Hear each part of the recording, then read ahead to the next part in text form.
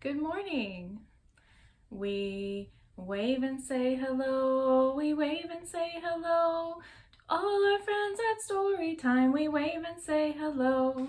We clap and say hello. We clap and say hello. To all our friends at story time, we clap and say hello. Good morning. My name is Miss Jen, and this is Toddler Story Time. Thank you for watching. All right, if you can find some kind of scarf or towel or anything that you can use for this song, it goes like this. The leaves are falling down, the leaves are falling down. Red and yellow, green and brown, the leaves are falling down. The leaves are falling fast, the leaves are falling fast. Red and yellow, green and brown, the leaves are falling fast. The leaves are falling slow. The leaves are falling slow. Red and yellow, green and brown, the leaves are falling slow. Fast one more time. The leaves are falling fast. The leaves are falling fast. Red and yellow, green and brown, the leaves are falling fast. Parents, this is a good song to teach them fast and slow. They don't actually have to have the scarf falling. You can just have them wave it fast and wave it slow. We have a special fall craft today since this weekend is Halloween, and I have a special fall story. So first, let's get ready to read. One Spooky Night, a Halloween Adventure by Kate Stone. Special thank you to Accord Publishing. One dark and spooky night, a little monster walked in the light. The little monster wasn't scared. When bats whooshed through the nighttime air. And when he heard a hoot and a howl, he knew it was a friendly owl. A tall shadow followed close behind, but he knew it was his and didn't mind.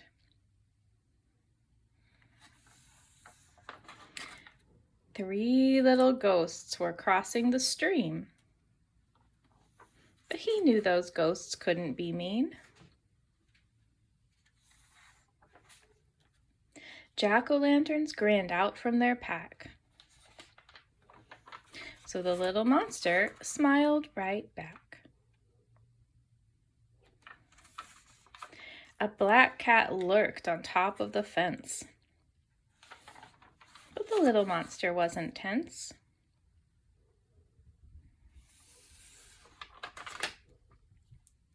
And when he reached the spookiest spot, he walked to the door without a thought. The door creaked open and a shadow peeked out. From inside, he heard voices starting to shout. "Happy Halloween!" everyone cried. "The party's right here. Please come inside."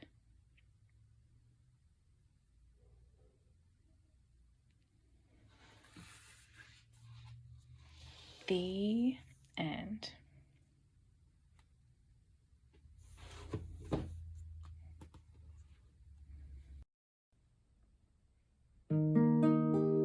All right, it's time for the elevator song.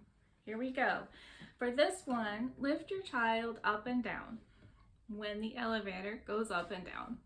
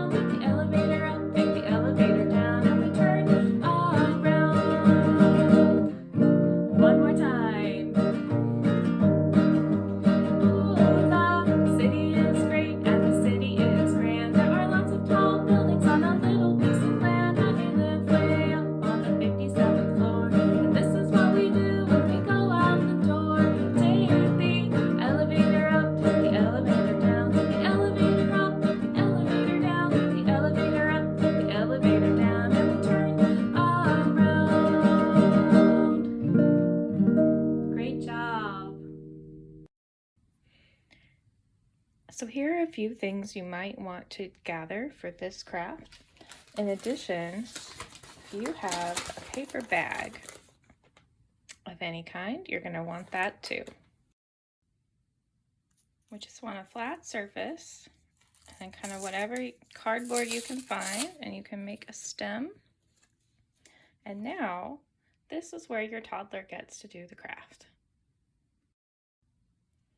We want to make the paper bag into a flat sheet, and we'll fold it in half. To get there, all you need to do is cut off the bottom of the paper bag and one side.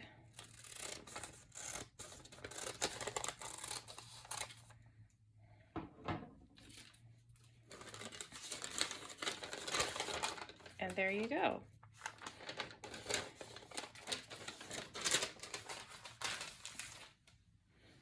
Once your paper bag is folded in half, we're going to freestyle a pumpkin shape. Just cut all the way around.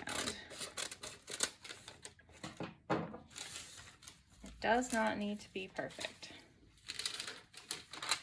There we go. You can cut off a piece from a paper towel roll, or you can cut off a piece of a kitchen sponge, or if you have a cork, anything that can be used as a stamper. And now really any color paint works. So you can just kind of give them a little bit of paint, they don't need very much, and then they can stamp across their pumpkin.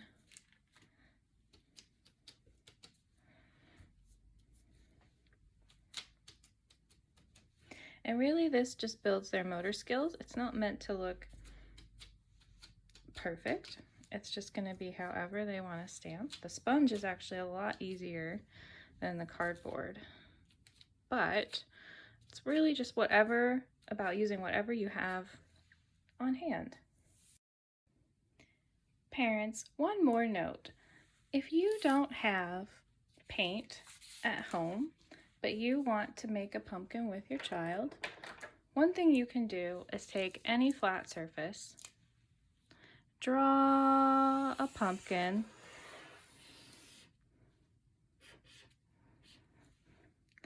and actually there's a technique called water painting, and you just get a sponge wet and kind of wring it out just a little bit, and actually just let your child paint with water.